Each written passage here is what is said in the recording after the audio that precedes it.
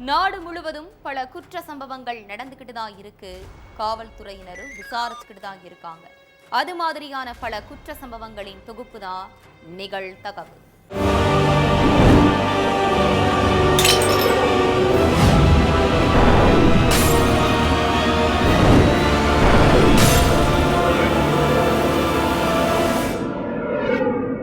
நிகழ்தகவு. கணவனை இழந்த பெண்ணுடன் திருமணம் செய்து கொள்ளாமல் வாழ்ந்து வந்த நபர் கருத்து வேறுபாடு காரணமாக பிரிந்து சென்றதால் வேறு ஒரு ஆணை தேடிய பெண் தகாத உறவை கைவிடக் கூறி பெண்ணை சரமாரியாக தாக்கிய பயங்கரம். கள்ளக்காதலியை தாக்கியதால் இளைஞரின் தலையில் கல்லை போட்டு கொலை செய்த கொடூரம். நடந்தது என்ன?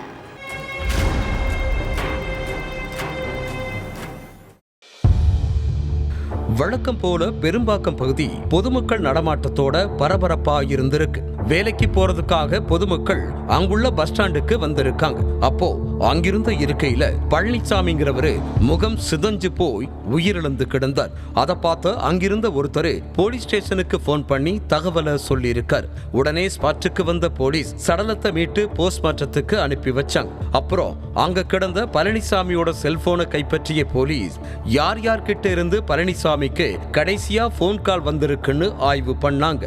அதுல வீரலட்சுமிங்கிற பெண் கிட்ட பழனிசாமி அடிக்கடி போன் பேசினது தெரிய வந்துச்சு.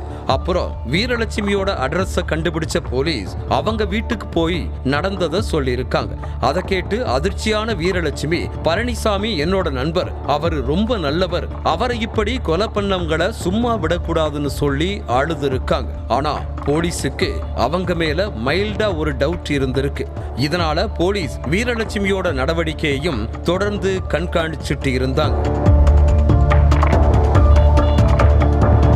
பழனிசாமி கொலை செய்யப்பட்டு 3 நாட்களாகியும் கொலையாளிய கண்டுபிடிக்க முடியாம போலீஸ் திணறிட்டு இருந்தாங்க. அப்போ வீரலட்சுமியோட நடவடிக்கையில போலீஸுக்கு மாற்றம் தெரிஞ்சிருக்கு. இதனால சந்தேகம் அடைஞ்ச போலீஸ் வீரலட்சுமியோட செல்போனை வாங்கி ஆய்வு பண்ணாங்க. அதுல அசோக் என்ற இளைஞர் கூட வீரலட்சுமி அடிக்கடி போன் பேசினது தெரிய வந்திருக்கு. அதுக்கப்புறம் அசோக்கையும் போலீஸ் ஸ்டேஷனுக்கு கூப்பிட்ட போலீஸ் அவர்கிட்ட விசாரணை பண்ணாங்க. அப்போ அவரு முன்னுக்கு பின் முரணா பதிலளிச்சதா கூறப்படுது. இதனால அவர் மேல சந்தேகம் அடைஞ்ச போலீஸ் அவர்கிட்ட கிடுக்குப்பிடி விசாரணையில இறங்குனாங்க. அதுலதான் அசோக் எல்லா உண்மையையும் போலீஸ் கிட்ட கொட்டியிருக்கார். திருச்சியை சேர்ந்த பழனிசாமி 20 வருஷத்துக்கு முன்னாடியே சென்னைக்கு வந்து செட்டில் ஆகிட்டார். இவரு பெரும்பாக்கத்துல உள்ள ஒரு வீட்டுல தங்கி வீடு வீடா சிலிண்டர் போடுற வேலை செஞ்சுட்டு இருந்தார். அப்போ அதே பகுதியில வசிச்சுட்டு வந்த வீரலட்சுமியோட இவருக்கு பழக்கம் ஏற்பட்டிருக்கு. வீரலட்சுமிக்கு ஏற்கனவே கல்யாணமாகி 3 குழந்தைங்க இருக்காங்க. இவங்களோட கணவன் உடல்நிலை சரியில்லாம சமீபத்துல உயிரிழந்ததால பழனிசாமி கூட சேர்ந்து வாழ ஆரம்பிச்சிருக்காங்க.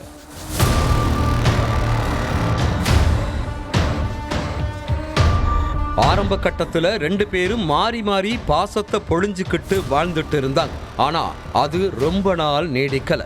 நாள் போக்குல 2 பேருக்குள்ள கருத்து வேறுபாடு ஏற்பட்டிருக்கு.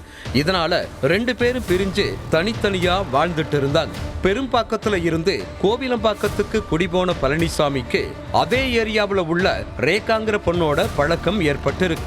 2 பேரும் முறைப்படி திருமணம் பண்ணிட்டு வாழ்ந்துட்டு இருந்தாங்க. இந்த தம்பதிக்கு 2 குழந்தை இருக்குன்னு சொல்லப்படுது. பழனிசாமி பிரிஞ்சு போனதால தனிமையில இருந்த வீரலட்சுமிக்கு செம்மஞ்சேரி சுனாமி குடியிருப்புல உள்ள அசோக் கூட பழக்கம் ஏற்பட்டிருக்கு. இவரு அடிக்கடி வீரலட்சுமி வீட்டுக்கு போகிறது, 2 பேரும் ஒன்னா சேர்ந்து வெளியில சுத்துறதுமா இருந்திருக்காங்க.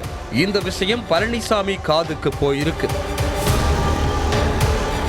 இதனால கடுப்பான பழனிசாமி மறுநாள் வீரலட்சுமியோட வீட்டுக்கு போயிட்டு அசோக் கூட பழகிறத நிறுத்த சொல்லி கண்டிச்சிருக்காரு. ஆனா வீரலட்சுமி அதை பெருசா கண்டுக்காம அசோக் கூட தொடர்ந்து பழகிட்டு இருந்திருக்காங்க. இந்த விஷயம் மறுபடியும் பழனிசாமியோட காதுக்கு போக 2 பேருக்கும் இடையில பிரச்சனை வெடிச்சிருக்கு.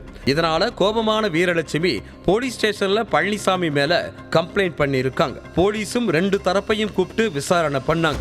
அப்போ அசோக் கூட தான் சேர்ந்து வாழ்வேன்னு வீரலட்சுமி திட்டவட்டமா சொல்லியிருக்காங்க.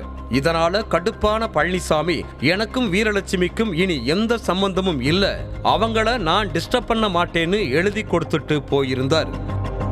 அதுக்கப்புறம் அசோக்கும் வீரலட்சுமியும் நிம்மதியா கள்ள தொடர்பை கண்டினியூ பண்ணிட்டு இருந்தாங்க. 5 நாளைக்கு முன்னாடி மறுபடியும் மது போதையில வீரலட்சுமியோட வீட்டுக்கு போன பழனிசாமி அவங்களோட பிரச்சனை பண்ணி வீரலட்சுமிய போட்டு சரமாரியா அடிச்சிருக்கார்.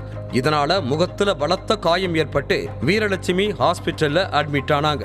இந்த விஷயத்தை தெரிஞ்சுக்கிட்டு ஹாஸ்பிட்டலுக்கு போன அசோக் பழனிசாமிய உயிரோட விட்டா அவன் நம்ம 2 பேரையும் நிம்மதியா இருக்க விட மாட்டான்னு சொல்லி அவரை கொலை பண்ண திட்டம் தீட்டி இருக்கார்.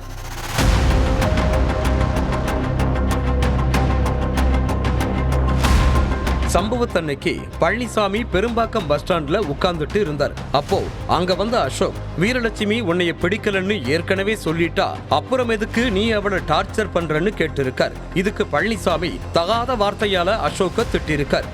இதனால கோபமான அசோக் பழனிசாமியோட முகத்திலேயே அடிச்சிருக்கார். இதுல நிலகுலைஞ்ச பழனிசாமி மயங்கி கீழே விழுந்துட்டார். அதுக்கப்புறம் கீழே கிடந்த கல்லை எடுத்த அசோக் பழனிசாமியோட முகத்திலேயே போட்டிருக்கார். இதுல அதிக ரத்தம் வெளியாகி பழனிசாமி சம்பவ இடத்திலேயே உயிரிழந்துட்டார். இந்த விஷயத்தை கேட்டு ஸ்பாட்டுக்கு போன போலீஸ் தீர விசாரணை நடத்தி வீரலட்சுமியையும் அசோக்கையும் அரெஸ்ட் பண்ணிட்டாங்க. மதுவுக்கு அடிமையாகி காட்டுமிராண்டித்தனமாக சுற்றி திரிந்த இளைஞர் கணவன் திருந்த வேண்டும் என நினைத்து போதை மறுவாழ்வு மையத்தில் சேர்த்த மனைவி.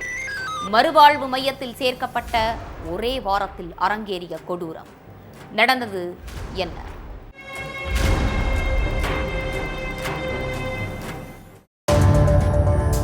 மதுவே கதியென கிடந்த கராத்தே பிரபுவை அவங்க குடும்பத்துக்காரங்க போதை மறுவாழ்வு மையத்துல சேர்த்திருக்காங்க. 1 வாரம் கழிச்சு அந்த மையத்துல இருந்து கராத்தே பிரபுவோட மனைவி தர்மலட்சுமிக்கு ஒரு போன் கால் வந்திருக்கு.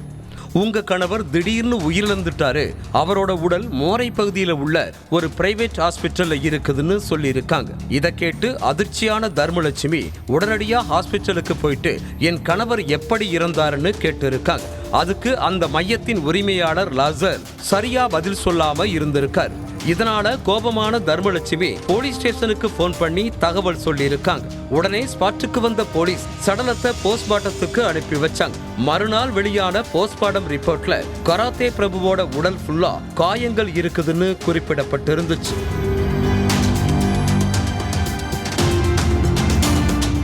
அதுக்கப்புறம் மறுவாழ்வு மைய உரிமையாளர் லாசர் கிட்ட போலீஸ் விசாரணை பண்ணாங்க. சார், 3 நாளைக்கு முன்னாடி கராத்தே பிரபு தன்னைத்தானே கட்டையால அடிச்சுக்கிட்டாரு, இதனால கூட அவர் உடல் ஃபுல்லா காயம் ஏற்பட்டு உயிரிழந்திருக்கலாம்னு சொல்லியிருக்கார். இதை கேட்ட போலீஸ் தடயவியல் துறைக்கு தகவல் சொல்லி வர வச்சிருக்காங்க. ஆனா அங்க வந்த தடயவியல் நிபுணர்கள் கராத்தே பிரபுவோட உடல்ல இருந்த காயங்களை ஆய்வு பண்ணிருக்காங்க. அப்புறம் காயம் ஏற்பட்ட பகுதியில இருந்து ரத்தத்தை எடுத்திருக்காங்க. அது மட்டும் இல்லாம மையத்தோட உரிமையாளர் லாசர் அவரோட மனைவி சில்பகலாவோட கை ரேகைகளையும் கைப்பற்றி அதையும் ஆய்வுக்கு எடுத்துட்டு போயிருக்காங்க. இந்த சம்பவத்துல கிட்டத்தட்ட 6 மாசம் கழிச்சு தடயவியல் ஆய்வு ரிப்போர்ட் வெளியாக இருக்கு. அதுலதான் அவரு எப்படி அணுவா சித்திரவதை செய்யப்பட்டு கொலை செய்யப்பட்டாருன்னு தெரிய வந்துச்சு. சென்னை ஆவடியில உள்ள காந்தி நகரை சேர்ந்த பிரபு தர்மலட்சுமி தம்பதிக்கு 7 வயசுல ஒரு மகள் இருக்காங்க. கராத்தே மீது தீவிர பற்றோட இருந்த பிரபு தன்னோட பெயரை கராத்தே பிரபுன்னு மாத்திக்கிட்டார். இவரு தன்னோட வீட்டு மாடியிலேயே பல ஸ்டூடெண்ட்களுக்கு கராத்தே கிளாஸ் நடத்திட்டு இருந்தார். இதனால ஊர்க்காரங்க மத்தியில இவருக்கு நல்ல பெயர் இருந்திருக்கு. ஆனா நாள் போக்குல மதுவுக்கு அடிமையான பிரபு மனைவியை போட்டு அடிக்கிறது, அக்கம் பக்கத்துல உள்ளவங்க கிட்ட சண்டை போடுறதுன்னு காட்டுமிராண்டித்தனமா நடந்துட்டு இருந்தார். இதனால வேதனையடைஞ்ச தர்மலட்சுமி தன்னோட கணவன் எப்படியாவது திருந்திரணும்னு கோயிலா ஏறி இறங்கி இருக்காங்க. ஆனா அவரு திருந்தின பாடில்ல. இதனால கணவனோட நிலைமையை நினைச்சு அக்கம் பக்கத்துல உள்ளவங்க கிட்ட தர்மலட்சுமி புலம்பி இருக்காங்க. உன் கணவனை போதை மறுவாழ்வு மையத்துல சேர்த்து விடு, அங்க போனா கண்டிப்பா திருந்திருவான்னு பக்கத்து வீட்டுக்காரங்க அட்வைஸ் பண்ணி இருக்காங்க.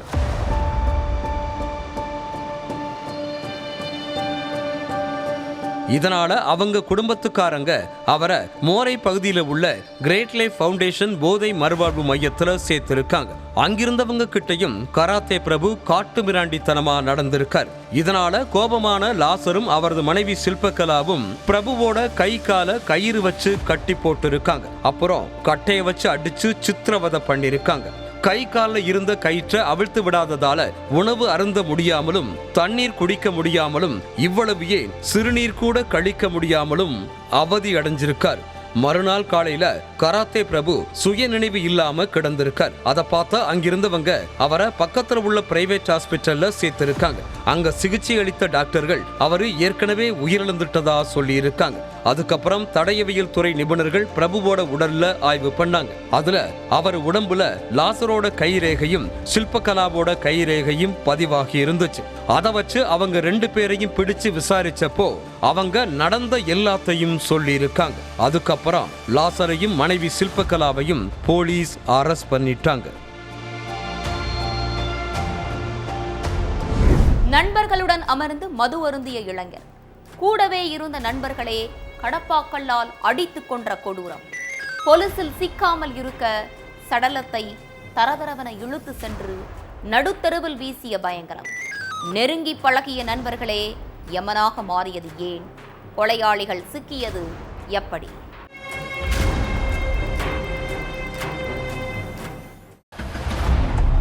ஏகப்பட்ட வீடுகள் நிறைஞ்சிருக்கிற தெரு அது. பொழுது விடிஞ்சதால விவசாயிகள்லாம் வீட்டுல இருந்து கிளம்பி விவசாய நிலத்துக்கு நடந்து போயிட்டு இருந்திருக்காங்க. அப்போ நடு தெருவுல இளைஞர் ஒருத்தர் ரத்த வெள்ளத்துல சடலமா கிடந்திருக்கார். யாருடா இது, எங்கேயோ பார்த்த மாதிரி இருக்கேன்னு நினைச்சு கிட்ட போய் பார்த்திருக்காங்க அந்த ஏரியா மக்கள். அப்போதான் இறந்து கிடந்தது வில்லூர் கிராமத்தை சேர்ந்த சிவாங்கிறது தெரிய வந்திருக்கு. தகவல் தெரிஞ்சு சம்பவ இடத்துக்கு வந்த போலீஸ் சிவாவை கொன்னது யாருன்னு கண்டுபிடிக்க விசாரணையில இறங்கினாங்க.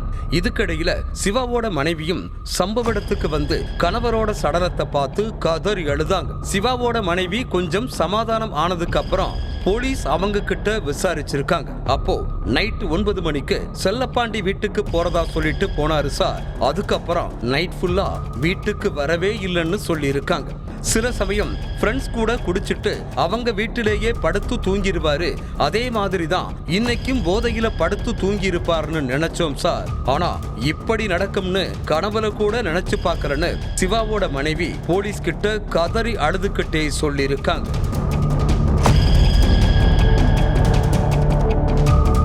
சிவாவோட மனைவி சொன்னதை வச்சு செல்லப்பாண்டியை பிடிச்சு போலீஸ் விசாரிச்சிருக்காங்க. அதுலதான் போலீஸோட எல்லா கேள்விகளுக்கும் விடை கிடைச்சிருக்கு. மதுரை திருமங்கலம் பக்கத்துல உள்ள வில்லூர் கிராமத்தை சேர்ந்த 28 வயசான சிவா கட்டட வேலைக்கு போறது, காட்டு வேலைக்கு போறதுன்னு கூலி வேலை பார்த்துட்டு இருந்திருக்கார். இவருக்கு கல்யாணமாகி 1.5 வயசுல ஒரு பையன், 1.5 மாசத்துல ஒரு பையன்னு 2 ஆண் குழந்தைங்க இருக்காங்க. சிவா அதே கிராமத்தை சேர்ந்த செல்லப்பாண்டி, அழகுமலை கண்ணன்னு 3 பேருமே நண்பர்கள். திங்கட்கிழமை நைட்டு 9 மணிக்கு செல்லப்பாண்டி வீட்டுக்கு போறதா மனைவி கிட்ட சொல்லிட்டு வீட்டுல இருந்து கிளம்பி இருக்காரு சிவா.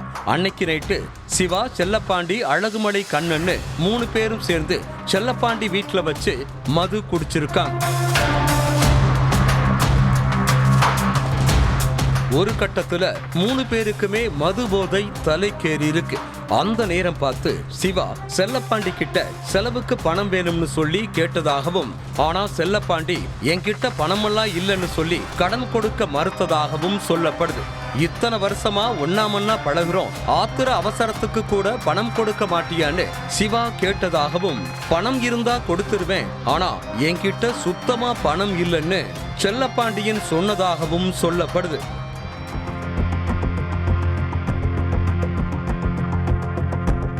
இப்படியே 2 பேரும் பேசிட்டு இருந்தப்போ செல்லப்பாண்டியனோட சட்ட பாக்கெட்ல பணம் இருக்கிறத சிவா பார்த்திருக்கார்.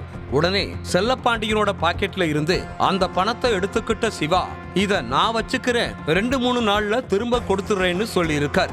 உடனே ஒழுங்கு மரியாதையா பணத்தை கொடுத்துரு, இல்லன்னா நடக்கிறதே வேறன்னு செல்லப்பாண்டியனும் அழகுமலை கண்ணனும் சேர்ந்து சிவாவை விரட்டி இருக்காங்க. ஆனா சிவா பணத்தை கொடுக்க மாட்டேன்னு சொல்லி அங்க இருந்து கிளம்ப முயற்சி பண்ணியிருக்கார்.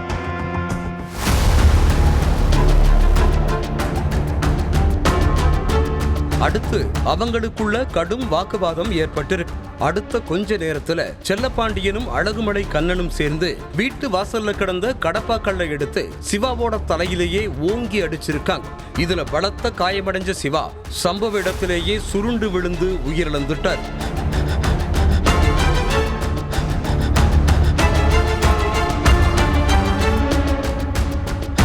இதெல்லாம் நடந்தது நடுராத்திரி 12 மணி இருக்கும். சடலத்தை தெருவுல போட்டுட்டு யாரோ கொன்ன மாதிரி ஆகிரும்னு நினைச்சு 2 பேரும் சேர்ந்து சிவாவோட சடலத்தை தரதரன்னு இழுத்துட்டு போய் கொஞ்ச தூரம் தள்ளி நடு தெருவுல போட்டுட்டு தப்பிச்சு போயிருக்காங்க. விசாரணைக்கு அப்புறம் செல்லப்பாண்டியையும் அழகுமலை கண்ணனையும் போலீஸ் அரெஸ்ட் பண்ணி ஜெயில்ல கம்பி என்ன வச்சிருக்காங்க. 6000 ரூபாய் பணத்துக்காக நண்பனையே கொன்னு சடலத்தை தரதரன்னு இழுத்துட்டு போய் தெருவுல போட்ட சம்பவம் அப்பகுதி மக்கள் மத்தியில அதிர்ச்சியை ஏற்படுத்தி இருக்கு. பூட்டிய வீட்டுக்குள் இருந்து வீசிய கடும் துர்நாற்றம், அழுகிய நிலையில் சடலமாக கிடந்த பெண், போஸ்ட்மார்ட்டம் ரிப்போர்ட்டில் தெரிய வந்த பகீர் உண்மை. பெண்ணை சரமாரியாக தாக்கியதோடு கழுத்தை நெரித்து கொடூர கொலை. சிசிடிவி காட்சியில் பதிவாகியிருந்த வடமாநில இளைஞன் யார்? கொலையாளி சிக்கினானா? நடந்தது என்ன?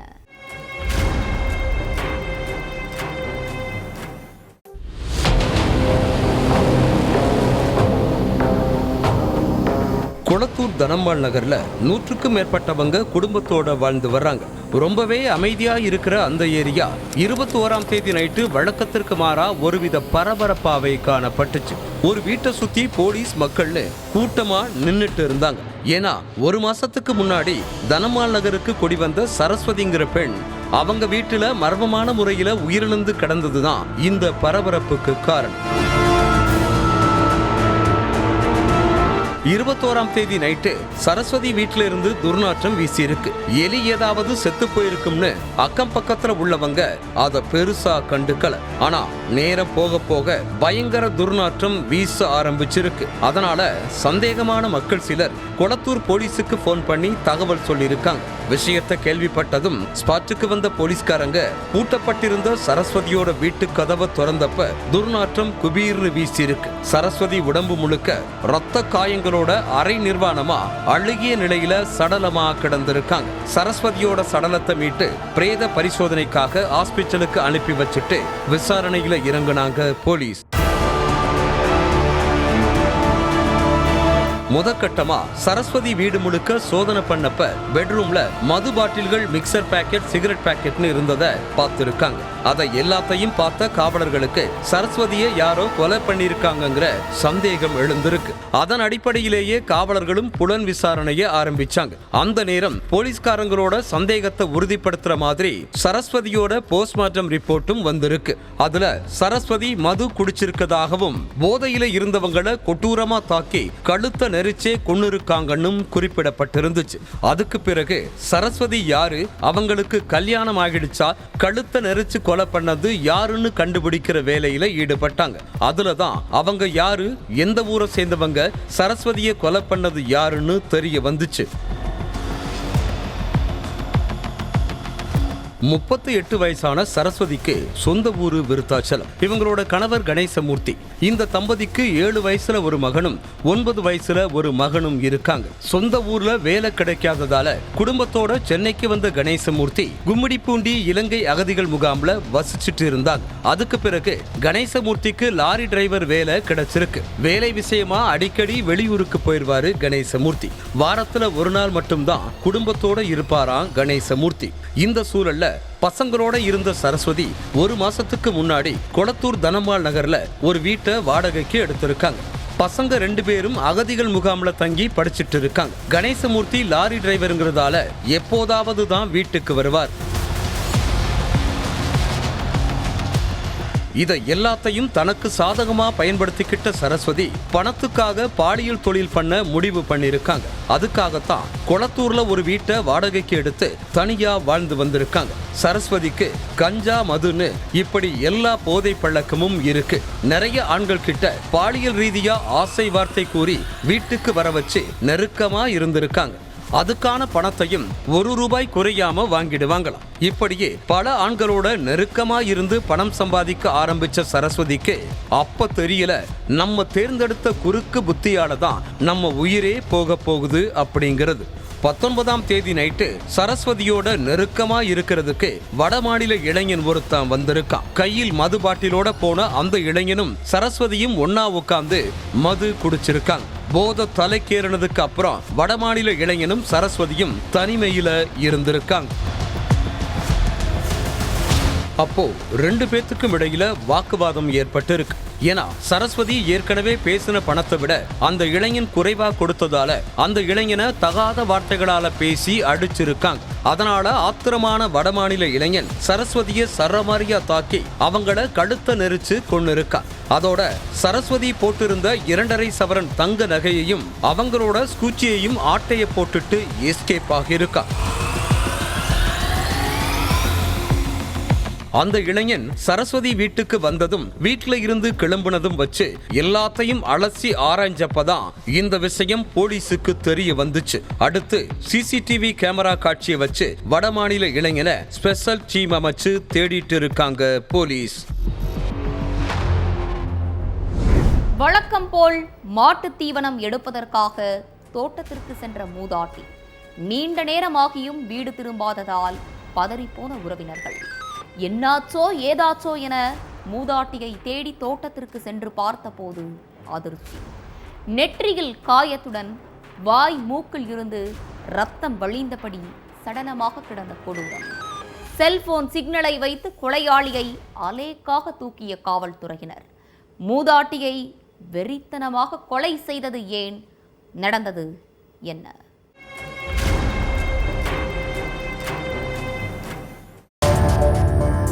தர்மபுரி அரூர் பக்கத்துல உள்ள ஆட்டியானூருங்கிற கிராமத்தை சேர்ந்தவங்க தான் இந்த 70 வயசான மூதாட்டி கம்சலா. இவங்களுக்கு 2 மகன்கள் இருக்காங்க. இதுல மூத்த மகன் வெளியூர்ல தங்கி வேலை பார்த்துட்டு இருக்காரு. அந்த ஊர்லேயே மனைவி குழந்தைகளோட வாழ்ந்துட்டு இருக்காரு இளைய மகன். இவர் சொந்த ஊர்லேயே விவசாயம் பார்த்துட்டு வர்றார். இளைய மகன் வீட்டுல தான் கம்சலாவும் அவங்களோட கணவர் வேடியப்பனும் வாழ்ந்துட்டு இருந்தாங்க. கம்சலாவுக்கு 70 வயசு ஆனாலும் வீட்டுல சும்மா இருக்க மாட்டாங்களாம். நம்மளால முடிஞ்ச அளவுக்கு வேலையை பார்க்கணும்னு நினைச்சு தினமும் வீட்டுல உள்ள மாடுங்களை பராமரிச்சுட்டு இருந்திருக்காங்க. 10ஆம் தேதி காலையில வழக்கம் போல மாடுகளுக்கு தீவனம் எடுத்துட்டு வர்றதுக்காக போன கம்சலா நீண்ட நேரமாகியும் வீட்டுக்கு வரல. இதனால மகன் இளங்கோ உட்பட ஒட்டுமொத்த குடும்பமும் கம்சலாவுக்கு என்னாச்சோ ஏதாச்சோன்னு பதறி போயிருக்காங்க. அதுக்கப்புறம் மாடுகளுக்கு தீவனம் எடுக்க போன மரவள்ளிக்கிழங்கு தோட்டத்துக்கு தேடி போய் பார்த்தப்ப கம்சலா ரத்த வெள்ளத்துல சடலமா கிடந்ததை பார்த்து மகன் இளங்கோ, மருமகள் சந்தியா ஆகியோர் ஆடி போய் நின்னு இருக்காங்க. யாரோ கம்சலாவோட கழுத்தை நெரிச்சு கொன்னதால அவங்களோட நெத்தி, வாய், மூக்குல இருந்து ரத்தம் வழிஞ்சு சடலமா கடந்திருக்காங்க. அது மட்டும் இல்ல, மூதாட்டியோட ஆடைகள் எல்லாம் களைஞ்சு பார்க்கவே கொடூரமா இருந்திருக்கு. தகவல் தெரிஞ்சு சம்பவ இடத்துக்கு வந்த போலீஸ் சடலமா கடந்த மூதாட்டி சடலத்தை கைப்பற்றி போஸ்ட்மார்ட்டத்துக்கு அனுப்பி வைக்கிற வேலையில இறங்குனாங்க. இதுக்கு இடையில தான் கம்சலா தாலி கயிறுல கோர்த்து வச்சிருந்த தங்க காசு, குழல்களை காணும்னு அவங்களோட மகன் போலீஸ் கிட்ட சொல்லி இருக்காரு. அதுக்கப்புறம் தான் மூதாட்டிய கழுத்தை நெரிச்சு கொன்னுட்டு கழுத்துல போட்டிருந்த தங்க காசுகளையும் குழல்களையும் மர்ம நபர்கள் பறிச்சு போயிருக்காங்கிறத போலீஸ் உறுதிப்படுத்தியிருக்காங்க. ஆனா மூதாட்டியோட ஆடைகள் எல்லாம் களைஞ்சிருந்ததால பாலியல் ரீதியா துன்புறுத்தப்பட்டு அதுக்கப்புறம் கொலை செய்யப்பட்டாராங்கிற சந்தேகமும் எழுந்துச்சு. தாலி கயிறுல போட்டிருந்த நகைக்காக நடந்த கொலையா இல்ல பாலியல் கொலையாங்கிறத கண்டுபிடிக்க புலன் விசாரணையில இறங்குனாங்க. ஆனா கிட்டத்தட்ட 10 நாளைக்கு மேலாகியும் மூதாட்டியை யாரு இப்படி பண்ணாங்க அப்படிங்கிறதுக்கான எந்த துப்பும் கிடைக்கல. இந்த சூழல்ல தான் மூதாட்டி கொலை செய்யப்பட்ட அன்னைக்கு அந்த ஏரியாவை சுத்தி இருக்கிற செல்போன் சிக்னல்களை ஆராய்ஞ்சாங்க. அதுல தான் மூதாட்டியை கொலை செஞ்சது வேற யாரும் இல்ல, கம்சலாவோட மரவள்ளிக்கிழங்கு தோட்டத்தை குத்தகைக்கு எடுத்து நடத்தி வந்த முத்து தான் அவங்கள கொடூரமா கொலை செஞ்சிருக்கிறது தெரிய வந்துச்சு. போலீஸ்காரங்களுக்கு நம்ம மேல சந்தேகம் வந்துருச்சுன்னு தெரிஞ்சதும் முத்து ஆந்திராவுக்கு எஸ்கேப் ஆகிட்டான். அதை தெரிஞ்சதும் உடனே ஆந்திராவுக்கு போன போலீஸ்காரங்க தலைமறைவா இருந்த முத்தை அரெஸ்ட் பண்ணி கவனிக்க வேண்டிய விதத்துல கவனிச்சிருக்காங்க. எதுக்காக கம்சலாவை கொலை பண்ண, உனக்கும் அவங்களுக்கும் இடையில அப்படி என்ன பிரச்சனைன்னு கேட்டிருக்காங்க. அதுலதான் முத்து எதுக்காக கம்சலாவை கொலை செஞ்சாங்கிறதுக்கான காரணம் தெரிய வந்துச்சு.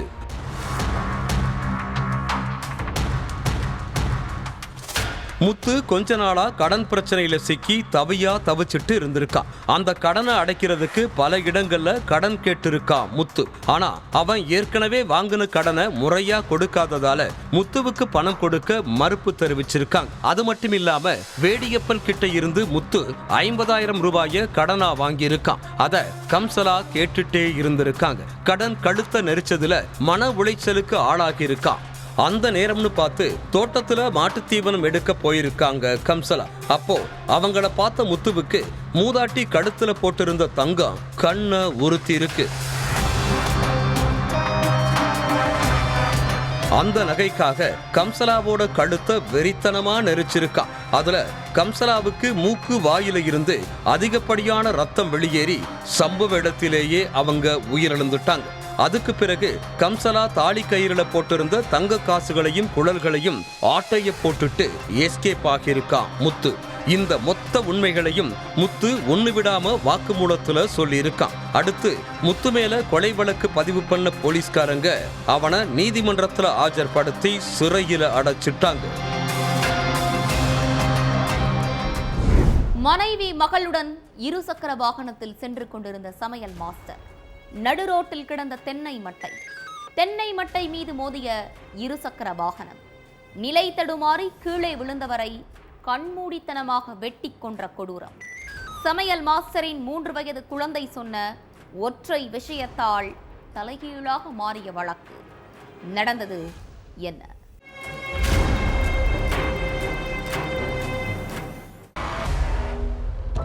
மனைவி மகள் கூட டிவிஎஸ் எக்ஸல் வாகனத்துல போயிட்டு இருந்திருக்காரு சமையல் மாஸ்டர் பாரத். நைட் 9 மணிங்கிறதால ரோடே ரொம்ப இருட்டா இருந்திருக்கு. அப்போ நடு ரோட்டுல தென்னை மட்டை கிடந்திருக்கு. இதை கவனிக்காத பாரத் தென்னை மட்டை மேல மோதி இருக்கார். உடனே பாரத் அவரோட மனைவி நந்தினி 3 வயசு மகள்னு 3 பேருமே நிலை தடுமாறி கீழே விழுந்துட்டாங்க. அப்போ கையில அரிவாளோட ஓடி வந்த ஒருத்தன் பாரத்தோட கை கால் முகத்துல சரமாரியா வெட்டிட்டு அங்க இருந்து மின்னல் வேகத்துல தப்பிச்சு ஓடி இருக்கான். இந்த கொடூர தாக்குதல்ல சம்பவ இடத்திலேயே பாரத் துடிச்சு உயிரிழந்துட்டார். மனைவி மகள் கண்ணு முன்னாடியே பாரத் கொடூரமா கொலை செய்யப்பட்ட தகவல் தெரிஞ்சு அடுத்த கொஞ்ச நேரத்திலேயே போலீஸ் சம்பவ இடத்துக்கு வந்து விசாரணையில இறங்கினாங்க. கொலை நடந்த இடத்துல சிசிடிவி கேமராக்கள் பெரிய அளவுக்கு இல்லாததால போலீஸுக்கு கொலையாளியை பிடிக்கிறது சவாலா இருந்துச்சு. சம்பவம் நடந்த இடத்துல அந்த இடத்துல இருந்த செல்போன் நம்பரை ட்ரேஸ் பண்ணி பார்த்தப்பவும் போலீஸுக்கு எந்த துப்பும் கிடைக்கல. அதுக்கப்புறம் மறுநாள் காலையில பாரத் கொலை செய்யப்பட்டப்போ கூட இருந்த அவரோட மனைவி நந்தினி கிட்ட போலீஸ் விசாரிச்சிருக்காங்க. அப்போ ஒரே இருட்டா இருந்ததால கொலையாளியோட முகம் தெரியலன்னு நந்தினி போலீஸ் கிட்ட சொல்லியிருக்காங்க. இதுக்கு இடையில கொலை நடந்த இடத்துல இருந்த பாரத்தோட 3 வயசு மகள் கிட்ட போலீஸ்காரங்க கேஷுவலா பேசியிருக்காங்க. உங்க அப்பாவை யாரு வெட்டுனாங்கன்னு தெரியுமா? அவங்க பாக்குறதுக்கு எப்படி இருந்தாங்கன்னு போலீஸ் அதிகாரிகள் கேட்டிருக்காங்க. முதல்ல போலீஸ் கேட்ட எந்த கேள்விக்குமே அந்த சிறுமி ஒழுங்கா பதில் சொல்லாம அப்படியே அமைதியா தான் நின்னுட்டு இருந்திருக்காங்க. ஆனா கொஞ்ச நேரம் கழிச்சு சஞ்சய் அங்கிள் தான் அப்பாவை அடிச்சாருன்னு அந்த சிறுமி சொல்லியிருக்காங்க. இத கேட்டு அதிர்ச்சியான போலீஸ்காரங்க சஞ்சய்னா யாருன்னு விசாரிக்க ஆரம்பிச்சிருக்காங்க.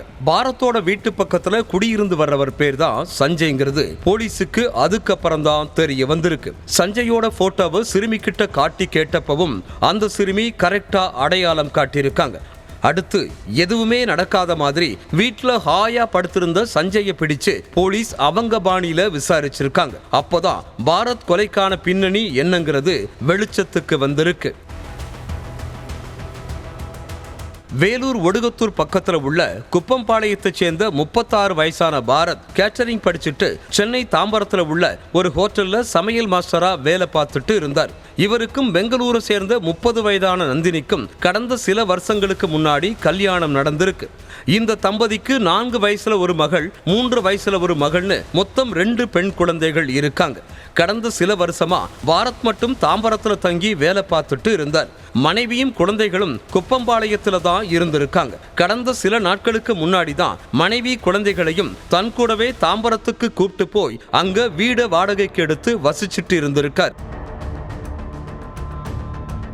நந்தினி குப்பம்பாளையத்துல இருந்தப்போ அவங்க பக்கத்து வீட்டுல உள்ள 21 வயதான சஞ்சய் கூட பழக்கம் ஏற்பட்டிருக்கு. இந்த பழக்கம் நாளடைவில் தகாத உறவா மாறி இருக்கு.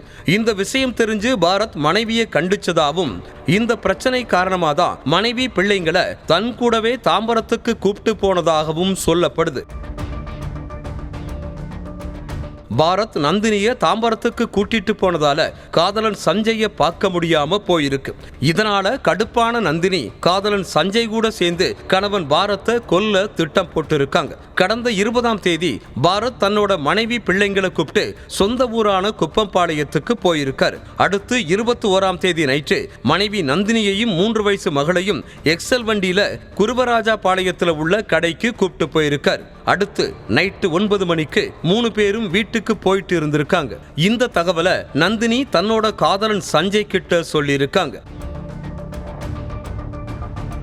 சஞ்சய் குருவராஜா பாளையத்துல இருந்து குப்பம்பாளையத்துக்கு போற வழியில நடு ரோட்டுல தென்னை மட்டைய போட்டு வச்சுட்டு பக்கத்திலேயே ரெடியா நின்னுட்டு இருந்திருக்கா. அந்த தென்னை மட்டை மேல மோதி பாரத் கீழே விழுந்ததும் மறைஞ்சிருந்த சஞ்சய் அறிவாரோட பாஞ்சு வந்து பாரத்தை சர்றமாரியா வெட்டி கொன்னுட்டு தப்பிச்சு போயிட்டான். அத நந்தினி பக்கத்திலேயே நின்னு கண் குளிர ரசிச்சு பார்த்துட்டு இருந்திருக்காங்க. இதுல இன்னொரு கொடுமை என்னன்னா, போலீஸும் அக்கம் பக்கத்துல இருந்த ஊர் மக்களும் கொலை நடந்த இடத்துல நின்னுட்டு இருந்தப்போ சஞ்சயும் கூட்டத்தோட கூட்டமா நின்னு அங்க என்ன நடக்குதுன்னு வேடிக்கை பார்த்துட்டு இருந்திருக்கான். நந்தினி பாரத்தை கல்யாணம் பண்ணிக்கிட்டதுல இருந்தே குப்பம்பாளையத்துல தான் குடியிருந்து வந்திருக்காங்க. அதனால நந்தினியோட 2 குழந்தைகளுக்குமே பக்கத்து வீட்டுல இருந்த சஞ்சய நல்லாவே தெரியும். சஞ்சய் பாரத்தை வெட்டிட்டு இருந்தப்போ குழந்தை சஞ்சயோட முகத்தை பாத்திரக்கூடாதுங்கிறதுக்காக நந்தினி குழந்தையோட கண்ணை மறைச்சிருக்காங்க. அதுவும் இல்லாம இருட்டா இருந்ததால குழந்தை கண்டிப்பா சஞ்சயோட முகத்தை பார்த்திருக்காதுன்னு நந்தினியும் சஞ்சயும் கணக்கு போட்டிருக்காங்க. ஆனா அவ்வளவு இருட்டிலையும் அந்த சிறுமி சஞ்சய அடையாளம் கண்டுபிடிச்சு அத போலீஸ் கிட்டையும் சொன்னதாலதான் உண்மையும் வெளிச்சத்துக்கு வந்திருக்கு. விசாரணைக்கு அப்புறம் நந்தினியையும் சஞ்சயையும் போலீஸ் அரெஸ்ட் பண்ணி ஜெயில்ல அடைச்சிட்டாங்க. ஒவ்வொரு குற்றங்களின் முடிவும் சட்டத்தின் கையில். விசாரணை தொடரும். பார்க்கலாம் அடுத்த நிகழ்தகவல்.